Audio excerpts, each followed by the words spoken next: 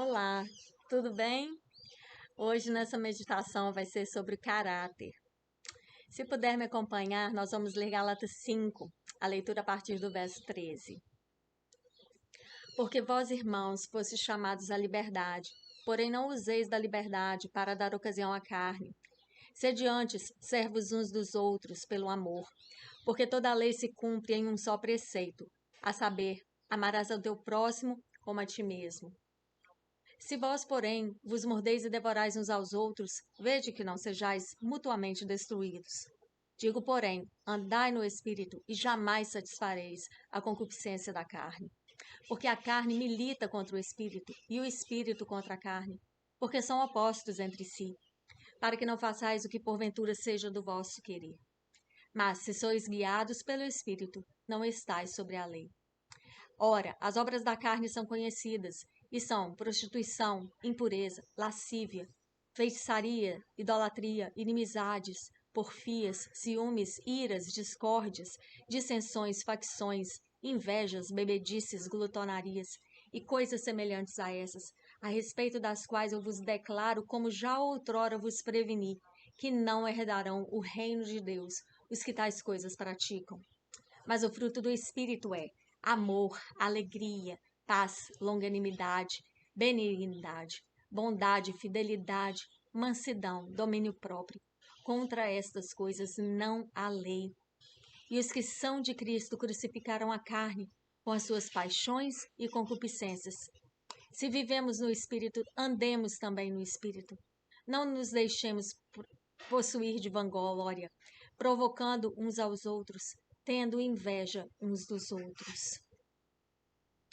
O capítulo 5 de Gálatas começa com uma advertência geral, reforçando vários pontos expostos anteriormente pelo apóstolo Paulo, o autor dessa carta.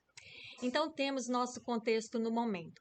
O que Deus nos ensina aqui é que devemos buscar com afinco uma séria piedade prática, que é um excelente antídoto contra as armadilhas daqueles que ensinam heresias, que não expõem a palavra de Deus com fidelidade, quais sejam os falsos mestres. Particularmente, nós temos, primeiro, não devemos brigar, guerrear uns com os outros por causa de diferenças de opiniões. Nós somos chamados à liberdade, liberdade não para servir à nossa carnalidade, não para servir ao nosso egoísmo, mas para servirmos uns aos outros em amor. Por quê? Porque a lei de Deus se cumpre neste preceito: amarás o teu próximo como a ti mesmo.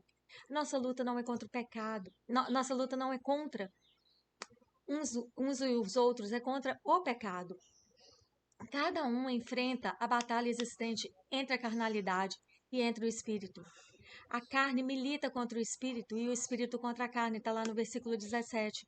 Eles são opostos entre si. Então, o que nós devemos fazer? Nós devemos querer o imperativo que Deus demanda.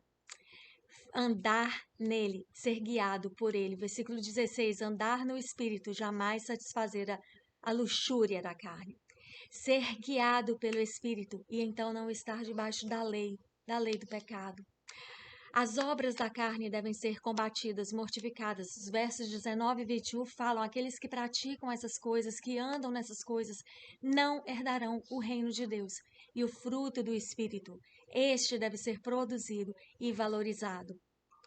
E, finalmente, a conclusão com uma clara advertência contra o orgulho e a inveja, que está no verso 24. Nós devemos matar a obra da carne e devemos frutificar a obra do Espírito, contra a qual não há nenhum julgamento, não há nenhuma punição, não há nenhuma condenação. Então, viver no Espírito, doravante, é andar também no Espírito. O que temos aqui é a descrição do caráter cristão: amor, alegria, paz, benignidade, bondade, longanimidade, mansidão, domínio próprio, fidelidade. O caráter que hoje, infelizmente, também é muito desvalorizado na sociedade e na igreja. Por que eu falo isso?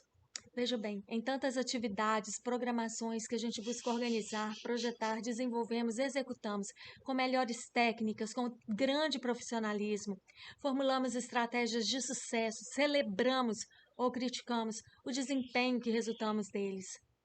Tornou-se normal olhar ao redor e avaliarmos as pessoas pelo como elas estão saindo, prestando substancialmente menos atenção ao tipo de pessoas em que elas estão e nós estamos nos tornando, mas a qualidade que Paulo lista do fruto do Espírito: amor, alegria, paz, longanimidade, benignidade, bondade, fidelidade, mansidão, domínio próprio.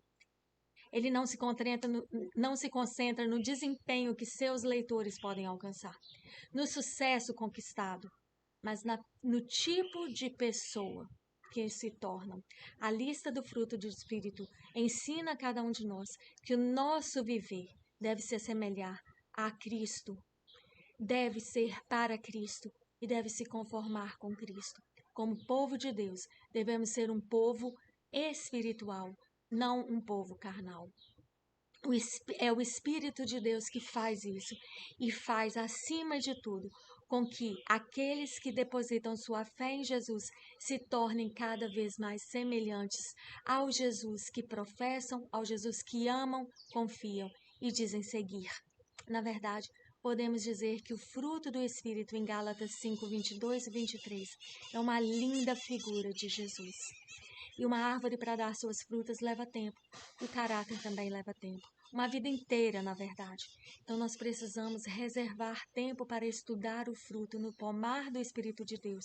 Reservar tempo para deixar esse fruto amadurecer em nossas próprias vidas. Clamar a Trindade durante todo o tempo, que nos faça crescer em semelhança do caráter de Cristo. Que Deus abençoe cada um de vocês.